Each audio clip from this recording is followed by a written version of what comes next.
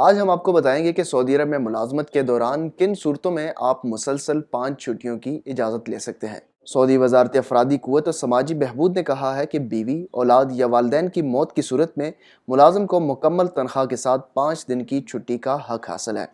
آج web site کے مطابق وزارت افرادی قوت سے ایک ملازم نے دریافت کیا تھا کہ اس کی سوتیلی ماں کا انتقال ہو گیا ہے، آیا اسے تنخواہ سمیت چھٹی کا حق حاصل ہے یا نہیں۔ وزارت افرادی قوت نے اس حوالے سے جواب دیا ہے کہ قانون محنت کے مطابق اگر کسی ملازم کی بیوی، بزرگوں یا اولاد میں سے کسی کا انتقال ہو جائے تو اسے بما تنخواہ 5 دن کی مسلسل چھٹی کا حق حاصل ہوگا۔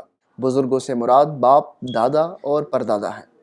یاد رہے کہ قانون محنت کے مطابق وہ کارکن جو مملکت میں مقیم ہیں انہیں کام کرتے ہوئے 5 برس سے کم عرصہ ہوا ہے تو انہیں سال میں 21 دن کی چھٹی بما تنخواہ دینا آجر کی ذمہ داری ہے۔ تاہم اس صورت میں معاہدے کو بھی مد نظر رکھا جائے گا۔